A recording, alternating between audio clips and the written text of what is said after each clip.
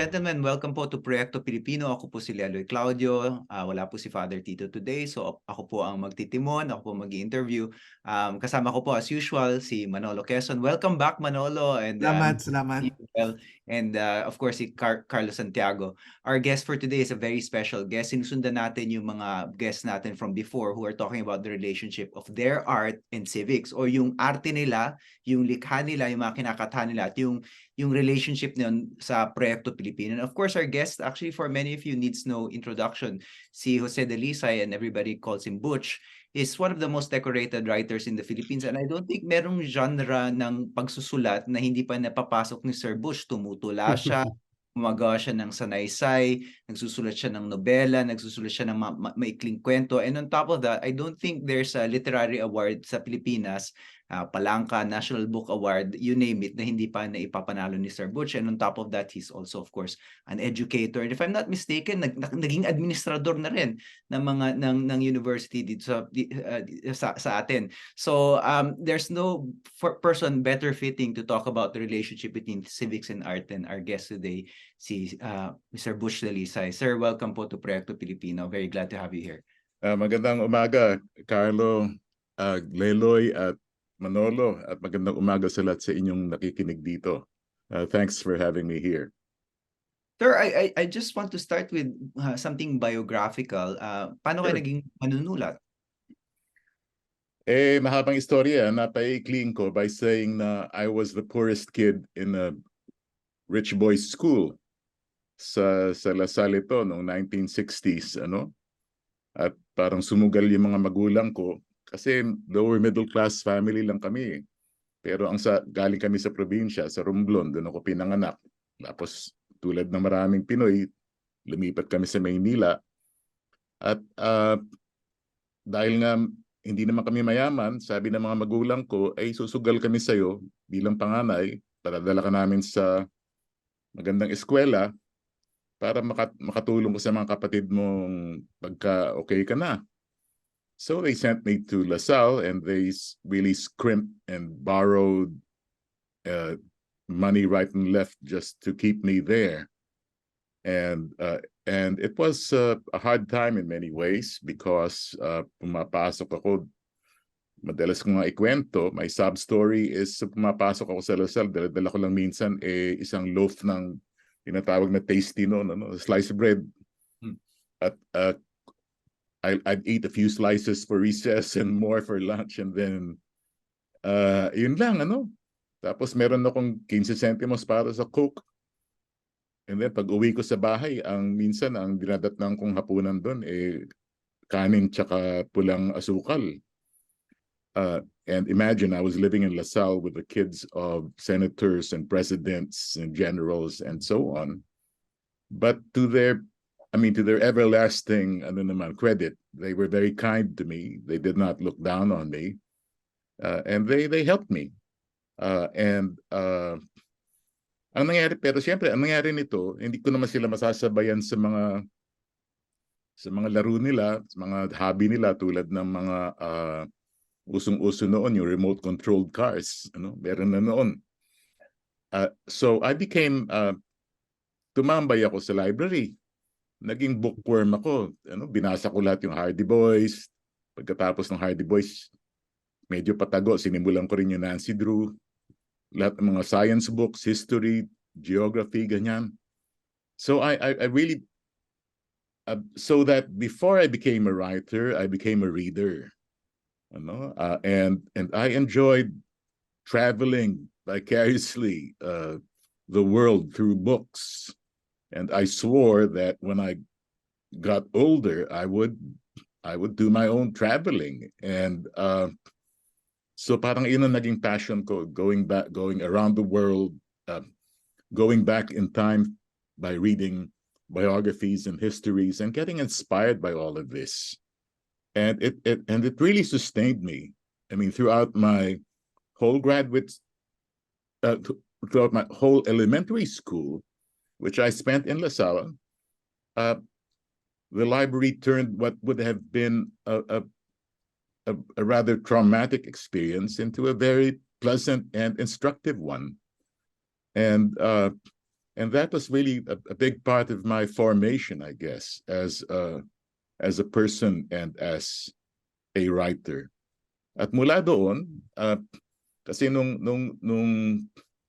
mag-high school na ako, sabi ng mga magulang ko, hindi na natin talaga kaya, Butch, kahit, I mean, even my brothers and sisters had to go to public school. Some of them had to stop schooling just to keep me in LaSalle. So imagine the whole family effort. Sabi nila, hindi na natin kaya mag-LaSalle. So eto, may bagong high school na nagbukas na may scholarship. Mag-exam ka nga doon at tingnan mo kung makapasok ka, and it was a Philippine Science High School. And I got in. Ano? So malaking bagay din yun. And then so my reading continued throughout high school. That's a whole other episode because I aced my English, but I flunked my math. and so talaga my trajectory for life was made. And I had my reading and my passion for words and writing to fall back on. And so that's what sustained me throughout my life. So, Alam mo, ayun. Leloy, reminder ito na lahat ng namimit ko mga manunulat, ang susi sa pagiging manunulat ay pagbabasa. Yun talagang Saka, ano mo saka na. Manolo, Mm. sabihin ko muna sa mga ating viewers, so hindi ho scripted yung sagot ni Sir Butch kasi last episode, ang topic namin ay libraries. Ang guest natin ay si Quentin, and we were talking about the importance of libraries in our in civic culture. So maganda ho yung sinabi nyo na Butch, kasi yung when we were talking to Quentin, sinasabi namin ano yung mga data nyo na what makes a library beneficial to a community. And parang si Quentin, he wasn't giving specific big large data, but he did say something to that point, but parang ang lumalabas anecdotal eh. So here you have an excellent example. Butch, ako ang naisip ko nung yung episode yun, si Nick Joaquin, who himself found his education in the National Library. So yes. So hindi ho scripted yung sagot Butch, may tatanungin ako sa iyo, Sure. because dumaan ka sa Lasal na pribadong eskwelahan, tapos pioneer ka sa UP Science. Philippine Science. But nung panahon na yon, bahagi nung curriculum yung Sibika, hindi ba? May iba't ibang mga pangalan nito, but may talagang pinag-aaralan ng Sibika. Ngunit naging bahagi ka rin ng henerasyon na naging, sasabi nating radikal nung first quarter storm era. So ano yung Sibika na pinag-aralan mo, at paano ka inapektuhan nito sa pananaw mo tungkol sa ating lipunan, tungkol sa gagampaning mong sa lipunan na yon? Oo, nung elementarya kasi ang tawag sa amin diyan noon ay social studies. Which involved really learning about government and society and a bit of history and geography. Kasi naalala ko halimbawa, kasama na diyan yung pag-aaral tungkol sa United Nations, so that United Nations Day, bibihis kayo. Hanggang ngayon naman ginagawa pa rin yan ng mga bata. At it was actually one of my favorite subjects kasi nga bukod doon sa role playing, I literally discovered other lives. Pag-uusapan ninyo yung buhay ng mga ibang Pilipino, kahit na on a very superficial level siguro, you realize na ang lipunan pala ay hindi lang tayo, kundi may mga magsasaka, may mga manggagawa, at meron tayong responsibilidad sa kanila. Siguro isa rin yung hindi lang naman siguro practice yun ng mga religious o Catholic schools, pero halimbawa ini-emphasize talaga yung charity. Medyo ironic nga dahil tuwing Wednesday noon meron kaming money for the poor na tinatawag, na magdo-donate ka. At naisip ko, bakit kaya ako nag-donate sa poor? Poor. Kailangan ko to. Pero nagbibigay pa rin ako. But that kind of attitude ba, na we were raised to believe that we had social obligations being presumably better off. And I suppose I was better off since I was enjoying a good private school education.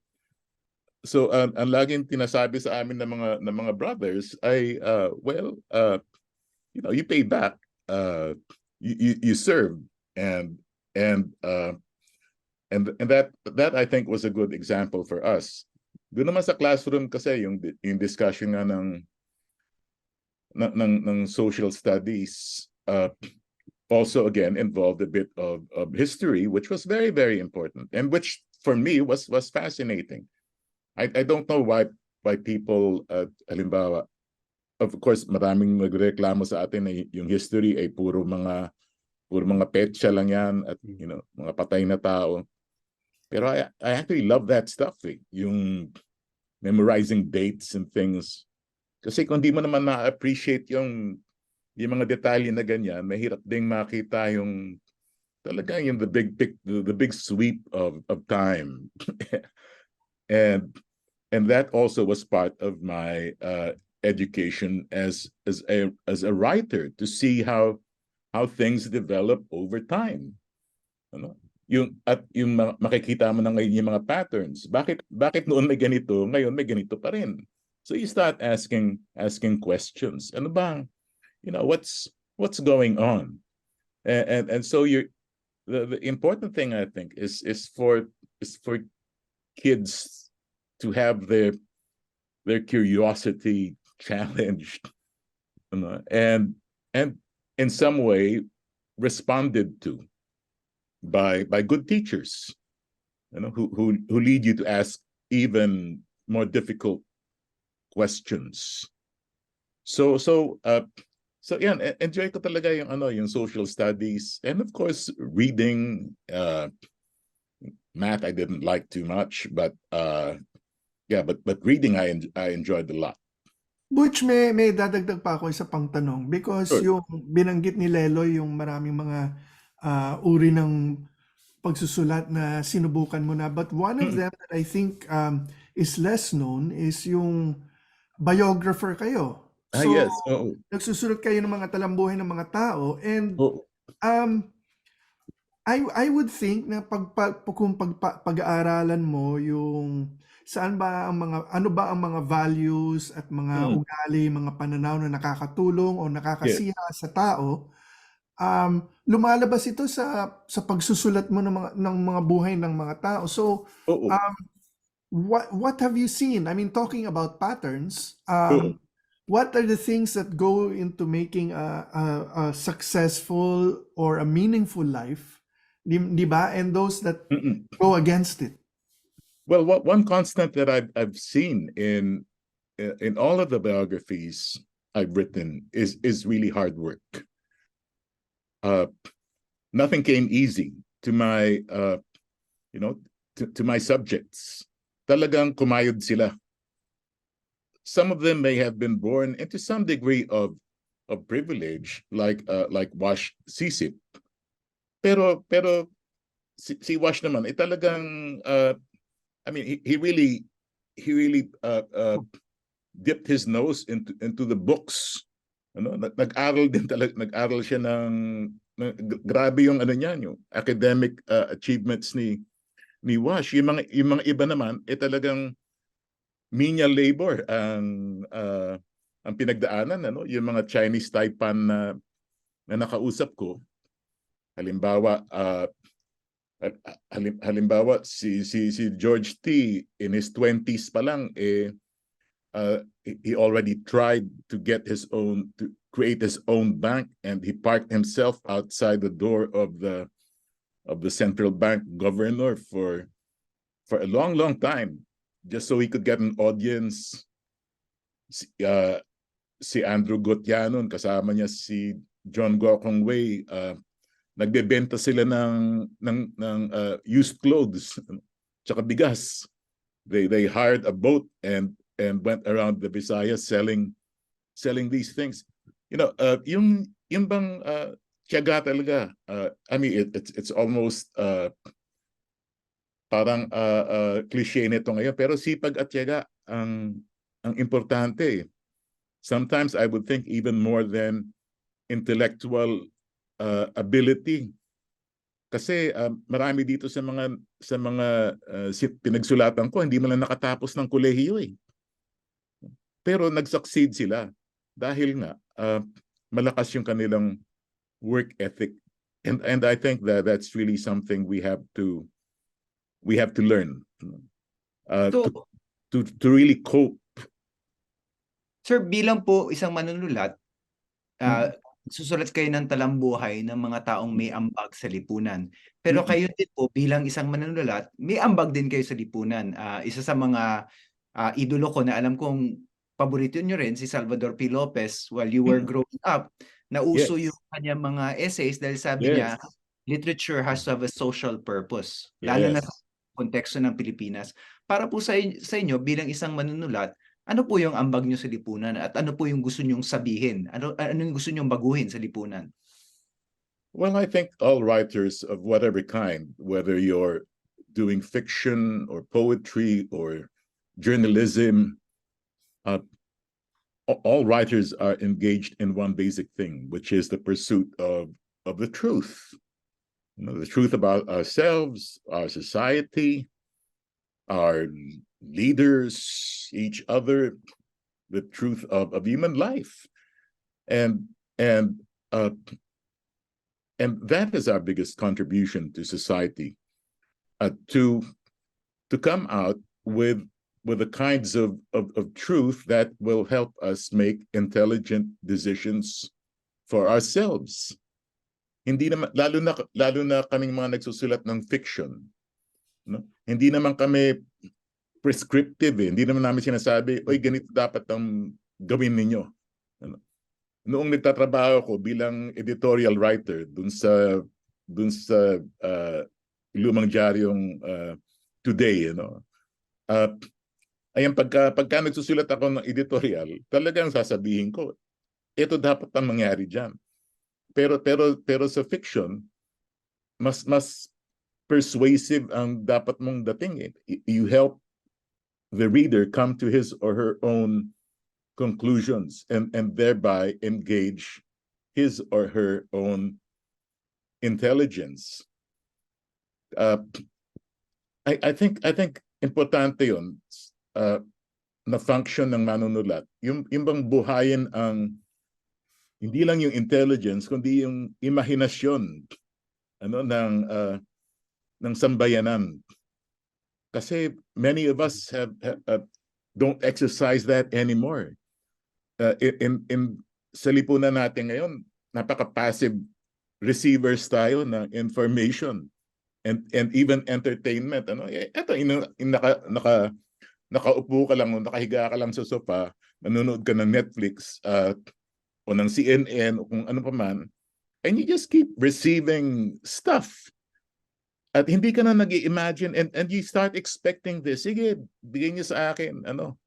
Kahit mag-scrolling ka sa umaga sa feed mo sa Facebook. O sige, tanggap ka lang ng tanggap.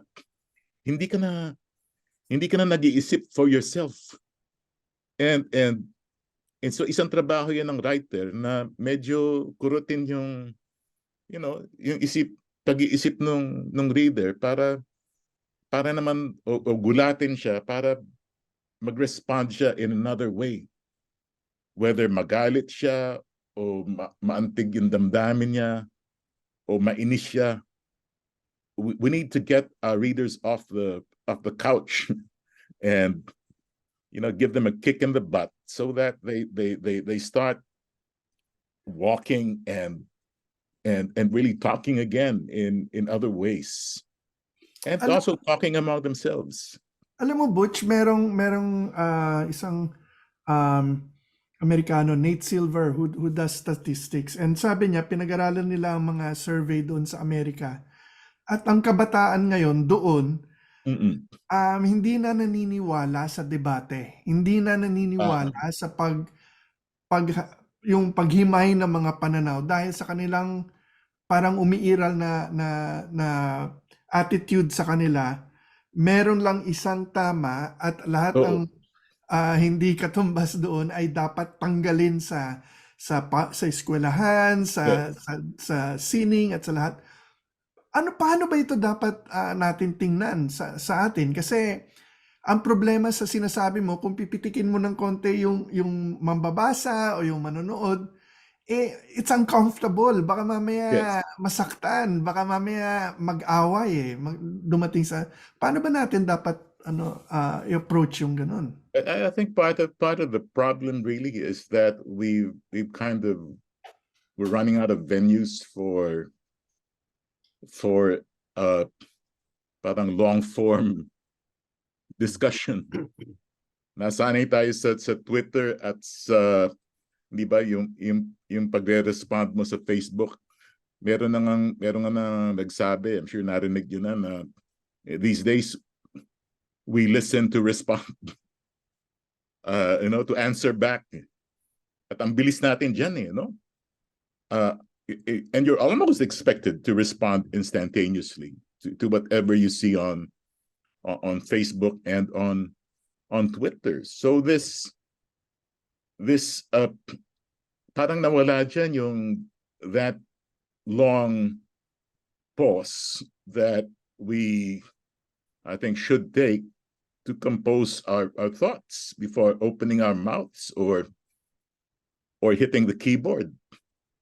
And I'm sure there have been many times when you and I have hit that keyboard and instantly regretted it.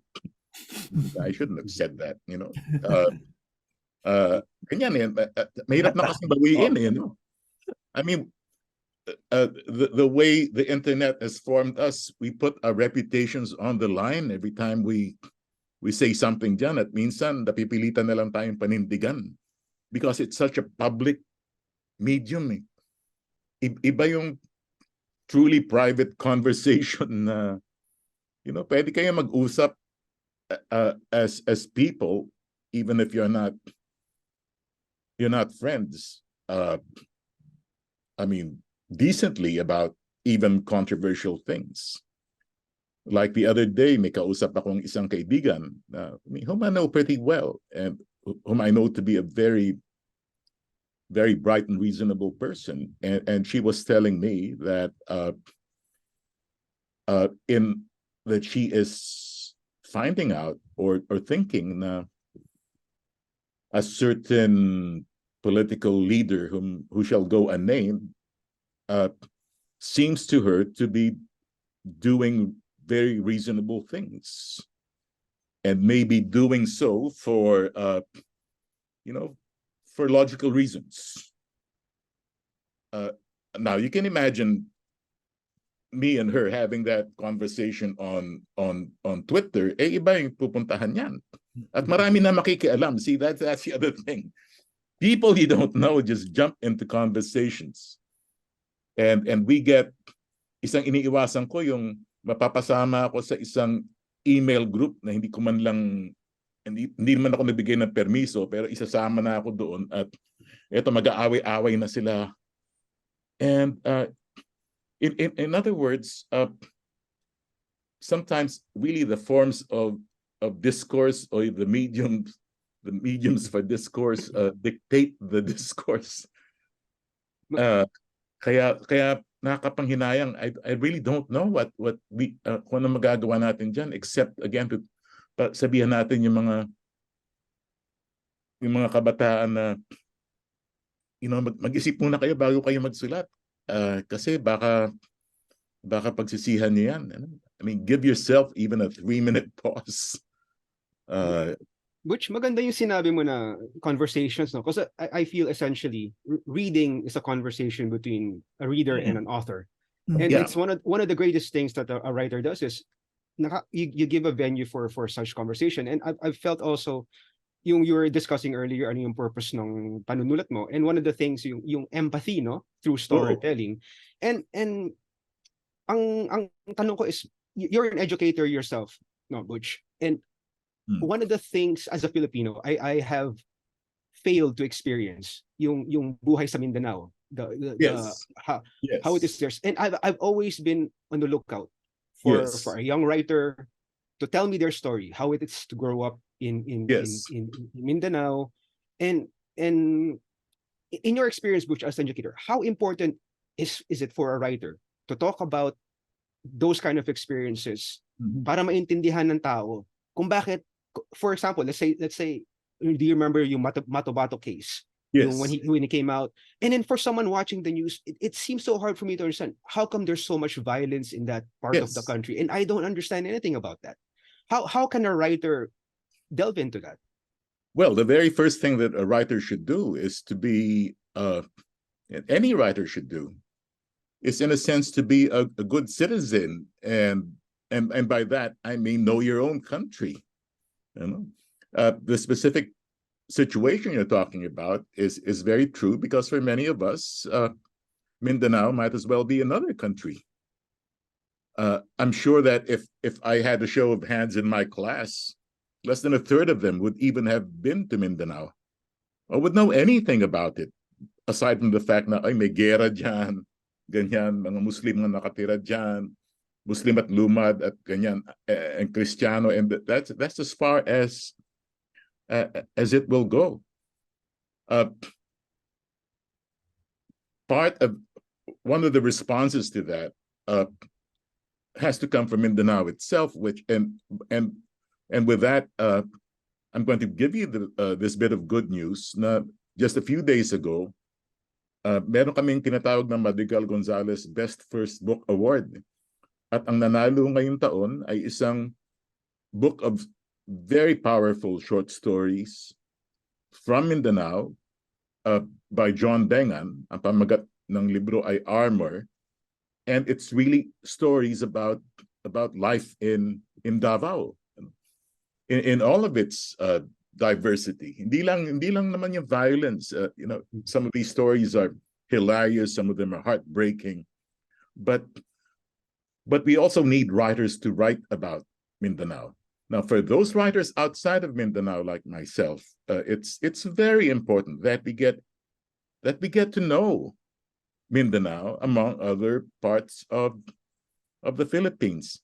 Isa kasi sa mga problema natin yan, especially writers in English who tend to be urban, who tend to be, in fact, Manila-based.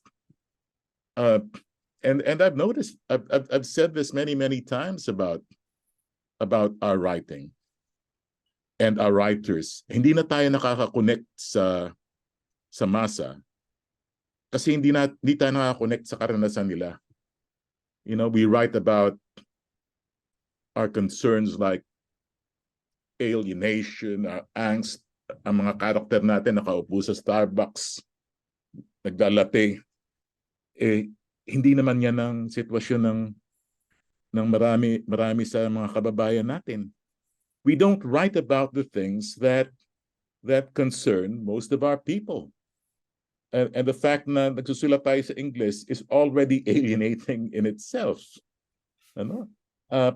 Kaya nawala yung connection between the writer and his or her society. I think many young writers today are addressing that by writing about their generation. They're not trying to be Rizal, okay? Isa pang ano yan, isa pa kasing aspekto yan ng literatura natin na napapansin ko. Now, I mean, I hero worship Rizal, like many of us.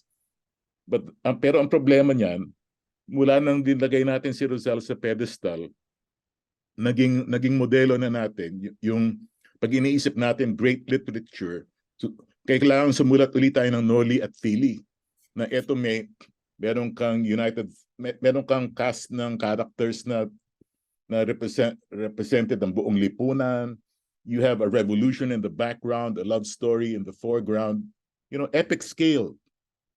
And I think that has really limited the possibilities for smaller, quieter stories of everyday life, of everyday people. And many of our young writers understand that these days. You don't need that grand scale to write about Filipino life. You just need to know your own specific milieu and material very well. So I think that's one of the ways na makakatulong yung manunulat sa lipunan . sa bansa, ano, by throwing some light and focusing on what seem to be smaller sectors of our society, or more obscure sectors that we should know about. Butch, may tatanungin ako sa'yo because nabanggit mo na naging huwes ka dun sa Madrigal Gonzalez awards for new things. Alam ko yung isang pinili nyo dati was a very good novel called Smaller and Smaller Circles, which Yes. was tungkol sa serial killer. Yes. And naisip ko, nung nakita ko yung premyo na yun, nung time na yun, yun din ang isang ginagawa ng mga manunulat na may masasabi natin meron ng katangian, kaya pwede sila mag-award ng pagkikilala sa ibang mga writers. So parang minomold nyo rin ang buong disiplina o yung buong the whole writing profession. So pwede mo bang i-describe paano yung dumadaan sa isipan mo na veteran writer ka na, so marami nang tumitingin sa iyo bilang ehemplo, and then now you have the power to say, oh, pakinggan niyo itong taong ito, magaling yung ginagawa niya.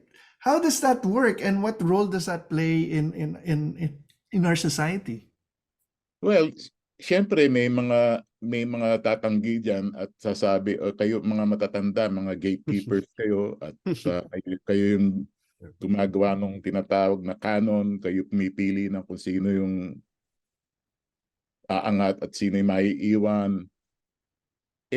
Palagay ko unavoidable naman yung ganyang sitwasyon o sistema kahit saang lipunan at kahit saang yugto ng kasaysayan. Ang importante naman siguro ay manatili kang bukas sa mga bagong uri ng pagsusulat, at iba-ibang tema, iba-ibang panlasa, lalong-lalo na yung iba sa sarili mo. Halimbawa, I will tell you now, it's ngayong gabi, mamayang gabi pupunta ako sa Palangka Awards night, at doon sa short story category, at tatlo yung finalist namin. Syempre, iba-iba sila lahat. Yung first prize winner masasabi nating fantasy, although it's really social allegory. May vampira doon na naghati yung katawan. But it's really an allegory for the fragmentation of the person. May yung pangalawang istorya ay istorya ng pandemya, at so it's very current, yung effect niyan sa tao. At yung pangatlong istorya is actually a light rom-com, about a first date that goes haywire, na nakakatawa, it's also very moving. So three very different kinds of stories from three very different kinds of writers. And I think you have to be open to that kind of variety. Lalong-lalo na halimbawa yung third place winner na yon, na sasabihin ng mga tao, napakagaan naman yan, parang frivolous naman yan. Storya ng date. Dapat asa ng social relevance niyan at ganyan. But alam mo, isa kasi sa mga nirereklamo ko sa literatura naman natin tayo mga Pinoy, I think we're really a very funny people. We have great resources of humor that are really also a kind of a survival mechanism for us, di ba? Pero asan yan sa literatura natin? Especially when we put on our hats as novelists, we get all solemn and serious. Kasi nga, ito na si Rizal sa sa likodan mo. Nasabi, huy, kailangan, importante yung sinusulat mo, ha. So parang nawalan ng importansya sa pagsusulat natin yung kahalagahan ng pagpapatawa o pagpapagaan or and one more thing, it's not just the absence of humor. Sa aking mga writing classes, I always emphasize na we really need to write more stories of hope. You know? In fact, challenge ko yung klase ko na kahit sino sa inyo, if you write me a story with a believably happy ending, bibigyan kita ng 1. And hindi pa na natatake, wala pang nakakakuha niyan because of that. Sir, linawin lang natin sa UP, yun ang pinakamataas kasi meron pa dyan galing sa ibang university. Butch, may tanong ako sa iyo. May tanong ako sa iyo because binanggit mo humor, maraming nakakalimot na si Rizal ang isang aspeto ng pagiging henyo niya, yung kung babasahin mo talaga ang Noli at Fili, there are parts that are really funny kasi talagang inaano niya yung mga ugali ng mga alta.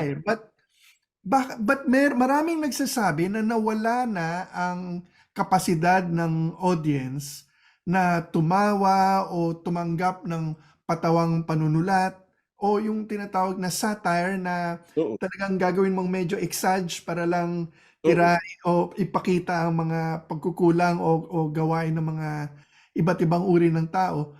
Bakit ba nawawala ito at bakit ba medyo maraming nalulungkot na parang ito na ang nagiging realidad ng ating kolektibong pananaw? Parang ang humor kasi natin ngayon napako na lang sa sarcasm yung humor to put someone or something down. Kahit yung mga meme natin and of course it all comes out of a highly politicized environment where people take very clear positions and are unwilling to negotiate and ganyan. Naalala ko nung lumalaki ako, and going back to the 60s halimbawa, ang mga TV shows natin noon ay talagang nakakatawa. Yung tang-tarang-tang, yung mga ganyan ba?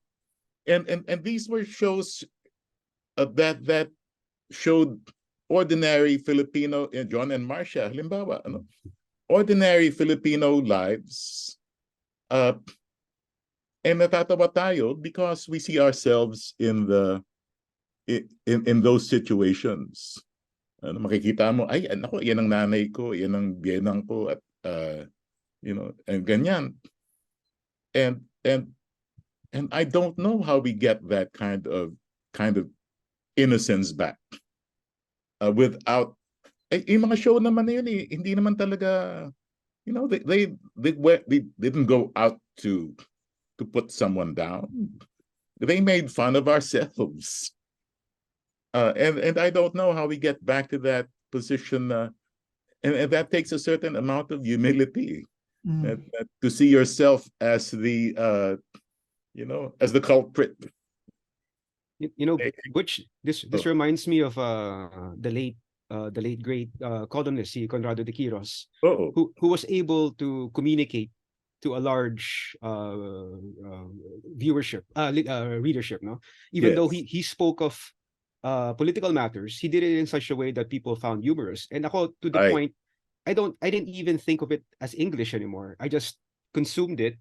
Yes.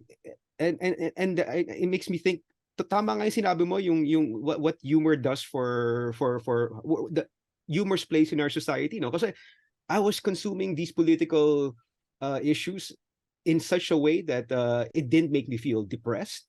It made me feel rather hopeful at times. Yes, and we need that thing.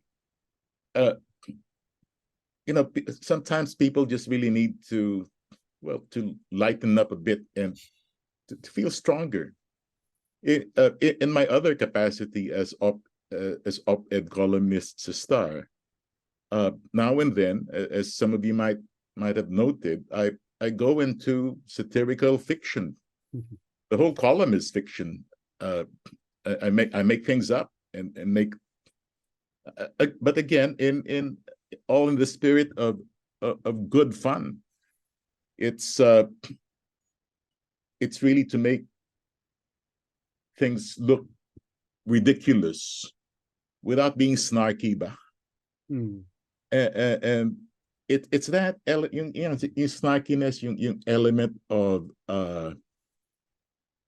being better than thou, or diyan ako minsan nag-reactive. You can be funny, you can be cutting without necessarily being, you can be smart without being mean. And I think that's very challenging. It really takes artistry and, well, I suppose, attitude to do that. Mabalikan ko lang po yung sinabi ni Manolo kanina, kasi yung survey na napaka-disturbing, sabi mo, Manolo, napakatiyak na ng mga tao, at least dun sa survey na yun. Sa tingin ko sa US, sa Pilipinas rin, gano'n rin, maraming tao, yung mga binabanggit ni Sir Butch na galit sila, nangungutya sila, at nagagawa nila yun dahil tiyak na tiyak sila sa paniniwala nila. I think isa sa mga contribution ng mga manunulat is lalo na yung mga fictionist, dahil syempre pinapasok mo yung sa loobin ng mga ibang tao, ng mga character mo, nawawalan ka ng katiyakan eh. At dahil wala katiyak sa mga bagay, handa kang makinig. At I think yun yung pinaka-importante sa isang bansa, na there are siguro mga first principles sa tiyaka. Siguro hindi dapat pumatay, 'di ba? Meron ng mga paniniwala din yan.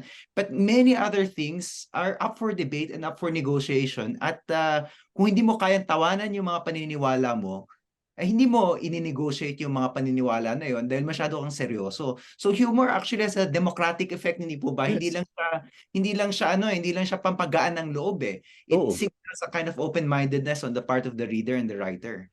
Yes, talaga. Yun nga, yung, in a sense, yung trabaho talaga ng writer is to ask, talaga? And you even ask that of yourself. Diba? Pero kayo po, sir, how do you inoculate yourself against yung ganong kind of blinding certainty? Because I'm sure there were times na parang talagang nakikita nyo tumitigas rin yung sarili nyong ulo over the years. I know myself well enough siguro to know that I can be very wrong about things. Okay. I've made a lot of stupid decisions in my own life. So a wisdom lang po ba of age yun? But how about for our younger viewers? How can we, ano pong maipapayo niyo sa kanila para maiwasan itong blinding certainty that makes us so combative and mean, as you say? Well, they're going to have to learn that by themselves. Hindi mo naman mapagsasabihan yan na, lalo na pag pinagsabihan mo, lalo lang titigas yan. Sasabihin nila, no, you're just an old fogey. These are things, unfortunately, that we discover through personal experience best. Na you can be wrong about something, about someone, or even something so basic and so difficult to accept as the proposition that politics is not everything.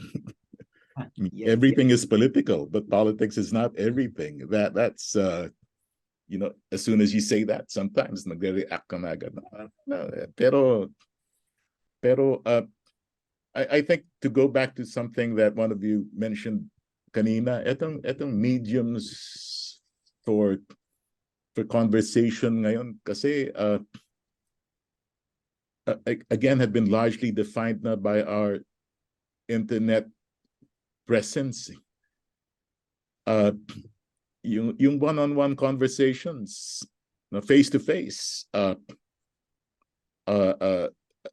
getting rarer. I mean, serious conversations, long hours over coffee or a beer. Again, everybody's pressed for time. You hardly come across these anymore. And especially talking over the political divide has been very, very difficult. I know that some people still haven't gotten over the wounds and scars of 2022, and I doubt that they ever will. sometimes I wonder if they should. No. Which Ayan. alam natin na mahirap maging manunulat, no, lalo na sa lipunan natin. How do you go about it? How do you become ano ang advice mo? Kasi I feel personally writing is one of the hardest things I've ever had to do. I had to write I was commissioned to do a book once, and it was so painful. And it was so hard, especially in this country na yung compensation is not that yes. ano ang magbigay mong advice sa mga aspiring writers natin? How do you go about your craft? And if I can tack on, not just how to become a writer, pero paano po maging manunulat na may ambag sa Magambag. libro. Saka Leloy, kasi nakakalimutan ng iba. Just because you say you're writing fiction doesn't mean you don't do research. Doesn't mean you try to be as factual as you can. So Well, first of all, let me start from the premise na I've always thought of myself as a professional writer, which means I live off of my writing. And that also, ang tawag ko nga sa sarili ko minsan, ewan ko kung hambog ito, is I'm a kind of a Swiss Army knife of writing. No? Kasi bata pa talaga ako, given my background, I realized that writing was going to be my living. Ano? Kaya 15 anyos pa lang ako, nagsimula na ako magsulat. And then, by that I mean, I got paid for something I wrote. And then 16, nagsulat na ako para sa Balintataw ng teleplay. At 18, I was working as a reporter for the Philippines Herald. Drop out ako nun. And Taliba. And ayan, I write fiction. Fiction is really closest to my heart, but I write speeches. I've written speeches for 5 presidents, a lot of senators, biographies, corporate histories, and so on. So, para sa akin, ang pagsusulat talaga, unang-una ay hanap buhay. And that does something to your frame of mind. If you're a professional writer, then every job, you have to treat every job, whether it's big or small, as your first, last, and only job. You commit yourself to doing it well, whether you're getting paid 500 pesos for it or 500,000 or even more. So it's really respect for the job and for the craft of it.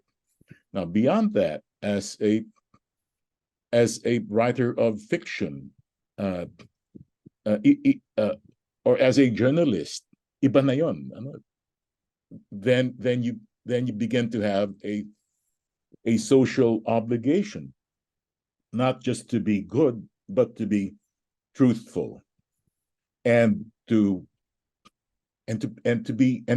excel in your craft, and that requires a study of the craft, a mastery of it.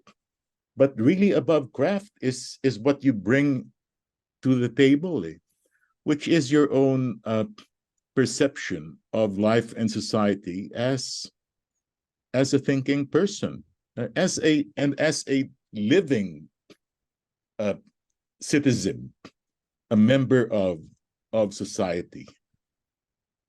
So a lot of what you do as a writer is also a lot of how you live as a person. What kind of person are you? Are you engaged in the lives of others? Do you feel the pain and the joy of others? Of course, we have examples of writers who live their lives as total recluses and still excel. But for most of us, we need social experience to be able to say something that will be of value to other people, that other people can relate to. Yan ang lagi kong sinasabi sa mga student writers ko, na kailangan unang-una enrich your material by enriching your own lives, by kulang, halimbawa, napapansin ko, isang malaking kakulangan sa mga tao ngayon ay cultural literacy. Just knowing your own culture and society. And by that, I don't mean knowing anong tawag dito sa musical instrument na to ng mga Maranao or whatever. It's knowing where Quiapo is and what happens there. It's knowing the names of fish.